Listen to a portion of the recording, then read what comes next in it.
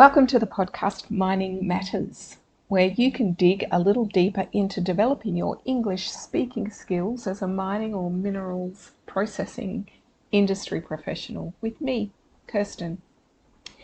Each month I will dive into one topical issue affecting the mining and the mineral processing industries. You can listen to a short discussion of the topic by me, and then I will explore some of the background of the vocabulary and the grammar that I chose to use. You can then develop your own discussion of the topic and use these examples to deepen your understanding and bring you closer to English fluency.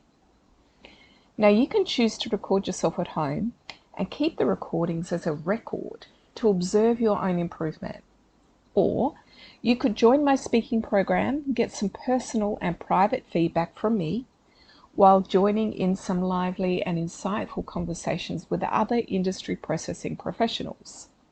I promise you will see your skills transform in ways you never expected, while having fun. Now check out my website in the link for more information about the speaking program and to see if it is right for you. If it is not, I am glad you could join me anyway, and I hope you find the support and motivation you were looking for here. The transition to clean, renewable energy is crucial to fight climate change. But there's an ironic paradox in this energy revolution. The high-tech products driving the adoption of solar panels and wind turbines depend on minerals mined in some of the world's dirtiest ways. Rare earth mining is a dirty job with serious potential risks to the environment. Are we sacrificing the environment to save the planet? Since rare earth elements are widely scattered on the Earth's crust and at relatively low concentration deposits, mining is difficult and extremely expensive, and the process of resource development has a negative impact on local water bodies, the atmosphere, soil, organisms, and other environmental elements that are closely related to human survival. Mining wastewater from rare earth production can acidify the surrounding soil and groundwater, not to mention that mine tailings can produce radioactive materials and heavy metal contamination.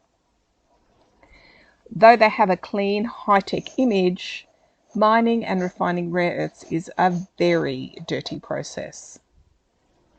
China controls most of the world's rare earth processing and has had lower environmental standards to date.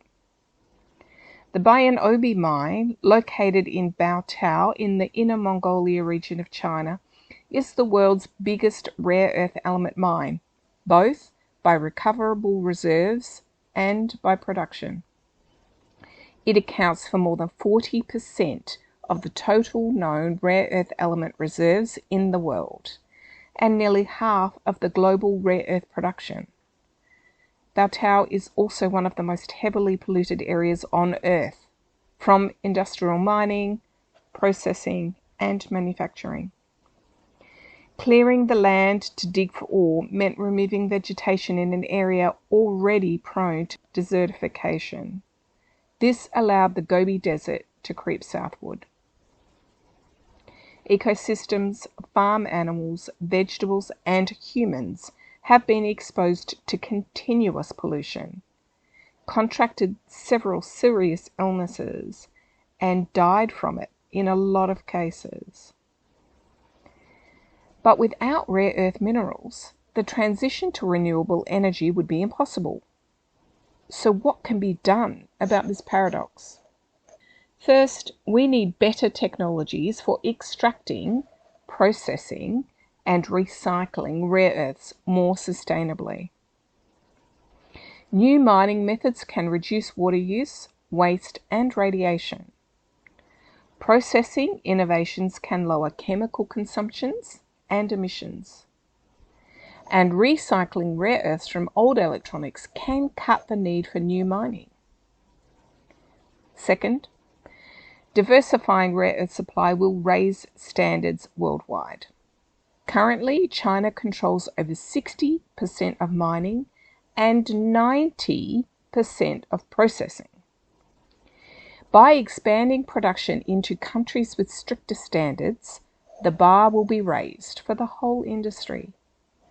The US, Australia, and some African nations are trying to grow rare earths mining to counter China's dominance. Third, and not lastly, research is ongoing into alternative minerals and technologies to reduce dependence on rare earths. Scientists are looking at substitutes like cerium and cobalt that may work in batteries and magnets.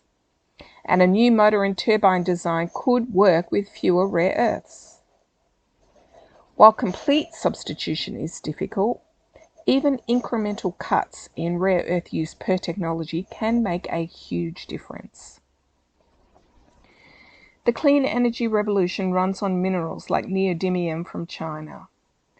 Rare earths are vital for a green future, but their supply must also become sustainable. Renewable energy relies on non-renewable resources extracted in destructive ways. Solving this paradox will enable the continued growth of clean power. There's no easy solutions here, but through a combination of better mining, processing and recycling, supply chain shifts, and technical innovation, the reliance on polluting rare earths can be lessened over time. The clean energy transition will still need rare earths, but it must push for more sustainable production and reduced demand overall. Getting to a truly green economy requires cleaning up the life cycle impacts of key minerals like rare earths.